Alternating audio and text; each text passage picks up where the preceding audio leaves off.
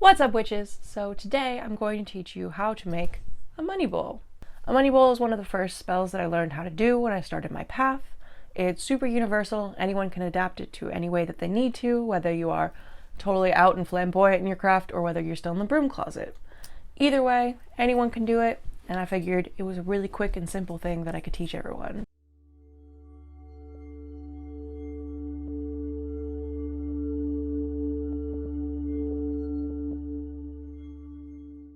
This is my money bowl currently. It's a little spent. The candle is burned down pretty far and there's a big hole in the side of it, so if I burn it anymore, there's just going to be wax everywhere. So we're trying to avoid that. So before we construct our money bowl, and I'll show you how to do that, we have to deconstruct this. So let's take this shit apart. I guess I should start with that. Do you know what a money bowl is? A money bowl is a money spell for prosperity and abundance. So you create things using color magic, green being the color for abundance and prosperity, and you craft a bowl around this. Even though the word and the title says bowl, it doesn't have to be a bowl. You can use a plate or anything else. A chalice is fine. You can go to your local thrift shop or your local Goodwill and find a bowl like this for like $1, which is what I did, and I've been reusing it for years. You can also usually find candles, especially green candles. Pro tip.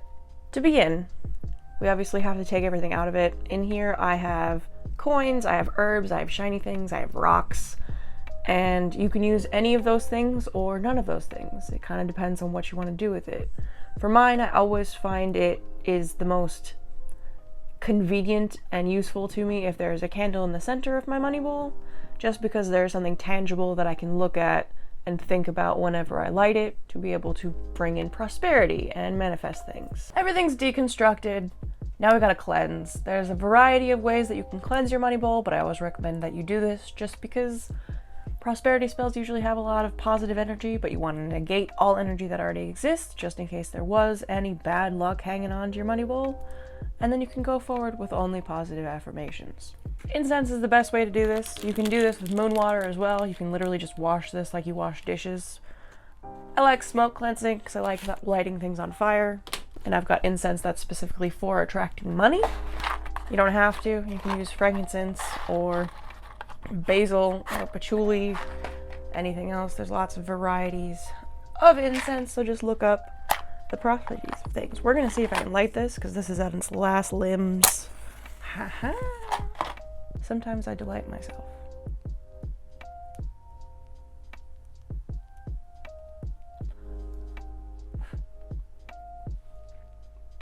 Fire. Now for smoke cleansing, you need to cleanse every inch of your item, whether it's a bowl or a plate or whatever you're using. So that doesn't just mean the inside of it, that also means the outside, because energy doesn't just stick to what is most used and most touched. And we're going to go in a clockwise formation because we're trying to draw in abundance and prosperity. We're not trying to banish anything, which is counterclockwise. Let's see if I can do this without breaking my bowl, because that would be such a tragedy.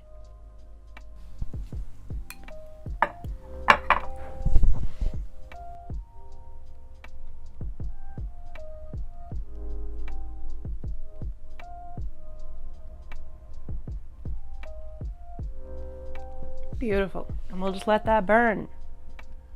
Next, well, I've got the things that I took out of the money bowl. Really simple things.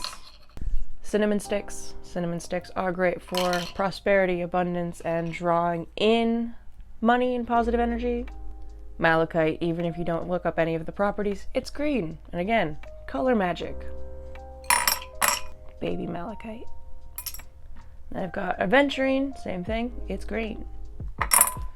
And citrine, that's actually made for prosperity and abundance. Put your herbs in. Nutmeg. And then I'm going to use basil.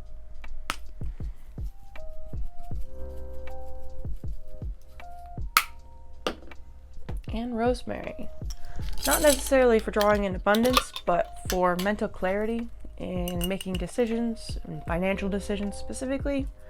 Rosemary is just good for memory, and I find that if I use rosemary in my money bowls, I will remember to interact with them more. And that's one of the vital points of having a money bowl, interacting with it as often as you can. So if you come home and you have change from work or going out to the bank or something, you take it, you throw your change in the money bowl. You find a couple pennies on the side of the road, you take those, you throw them in the money bowl. You find an extra dollar sitting somewhere in your laundry, you throw it in the money bowl. The point of it is just to interact with it. You make up the rules. There are different variations of money bowls, so mine's very Mod Podge freelance type. You can be very specific and particular with it if you'd like. So if you're trying to draw in like a lot of good luck, you want to use a lot of copper coins, because copper coins are associated with positive energy and good luck. If you don't care, you're just trying to throw things into it to interact with it more often, like I do, you can throw in any kind of coin. I've got nickels, I've got dimes, I've got quarters, it doesn't matter. If you're trying to have any sort of foreign money, foreign relations come in, you can always use foreign coins. I've seen people do that. I've seen people use actual gold coins. If you're a coin collector, that's pretty cool. So there's not a lot of rules to it, but what you put into it is based on what you're trying to get out of it. The more you interact with it, the more constant positive energy flow you have coming into it. Therefore, it will create more abundance in your life. If you neglect it for a while, it won't necessarily cause bad energy to build up around it, but stagnant energy often breeds bad energy, so just keep that in mind. Throw in a penny every so often, take a penny out. As long as you are interacting with it, it helps. That's why I use candles in the middle, because even if you don't have any coins to throw in, you at least have something tangible to work with. So for candles, obviously I used a green candle before, just to go with the color magic theme. Going to use a green candle again. I get all of my candles secondhand. I really don't buy them unless I'm buying them from like my friend Andrea. But for pillar candles, if you go to Goodwill or a thrift shop, they always have secondhand candles. With that though, you do have to cleanse your candles because you don't know what the people use them for. You don't know if they've been set with any intention previously. It's just safe to do that. So you can use green because it's very universal. Otherwise, you can always use gold. They're not as common as green candles, but if you happen to find one, works. But I'm gonna stick with green.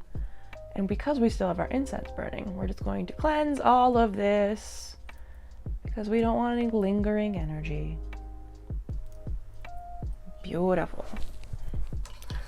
In hindsight, I probably should have done this first, but we're rolling with it. Coins is the next part. So my fiance collects coins, so whatever the money bowl fills up, I give him this. So he's working the camera right now. Would you like these? Sure. So to move on, he'll go through those, he'll pick out anything that's worth a damn, and anything that comes back is what we will then use for the money bowl. It's really cool when he shows me that there's anything worth value of it, whether that's an old coin or a rare coin, anything with certain mint marks.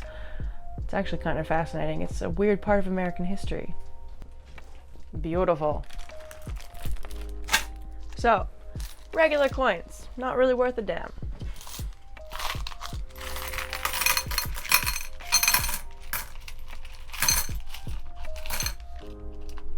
Start off small because you want to be able to add coins in later, and then you just light the candle, you leave it. This has been a really big conversation on TikTok, and I'm going to add it on here. Don't leave candles burning near anything flammable in your house. It doesn't matter if it's made for witchcraft, it doesn't matter if your intentions are good, you can still cause a house fire. I've seen so many baby witches putting herbs. Don't look at me like that, I have fight me. Yes, we all make mistakes, we forget them burning, it happens. But intentionally leaving things in a bad place in your house that can potentially cause fires is not good. You can tell this is a very large base. If you get a hole like this in your candle, it will spill into this and it will not instantaneously cause a fire. But if you have something on your altar that's flammable right next to a candle, bad juju. Be smart. I can't believe we're still having these conversations.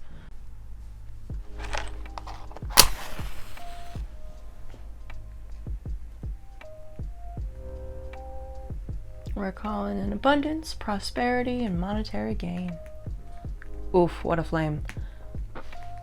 And just for an added kick, because I have it, I always make my money bowl with my 4-leaf clover near it, because my friend who's a Sagittarius, and Sagittarius is ruled by Jupiter, the planet of prosperity and abundance, and she finds these very randomly all the time. So I was like, can you find me a 4-leaf clover? And that day she did. So I frame it and I put it near it just for a little extra luck, because we all need some good luck in our lives. If you don't have a 4-leaf clover, that's fine. Horseshoes are great. If you know a friend, everybody knows a horse girl. With horseshoes, best to have somebody gift them to you. If you find them, make sure to cleanse them thoroughly. Just a thought.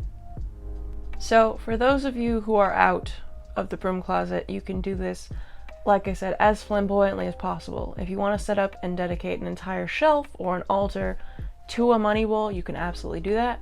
If you're still in the broom closet, this is one of the easiest ways to remain covert. So if you just have a green bowl full of coins, your parents aren't going to think twice about it, and so you're totally safe. It's simple, it's quick, it's very undercover, it's very covert. Also, if you're in the broom closet, little tip, if you just say, hey, guys of the family, here's this bowl of coins. We can use it to collect coins and we can bring it to the bank later. Having your people in your house interact with it just adds to the energy of the bowl, and they don't realize that they're participating in witchcraft. Just a thought. Now for a place. General idea. Put it on either your ancestor or your deity altar. I leave my money bowl on Odin's altar just because Freya doesn't have enough room right now. Don't tell her I said that.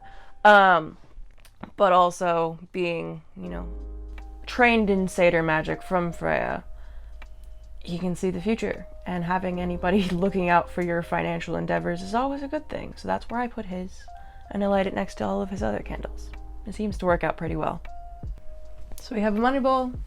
It is where it needs to be. I'm going to leave it to set for a little bit. Because this candle's already been burned before, it's not as necessary, but if you're lighting a candle for the first time, best to leave it for a couple hours, because candle wax has memory.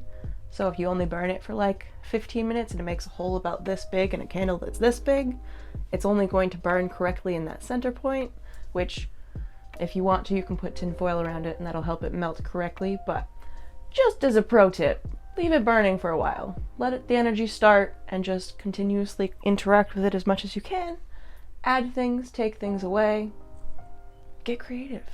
It's up to you. That's the whole point of this.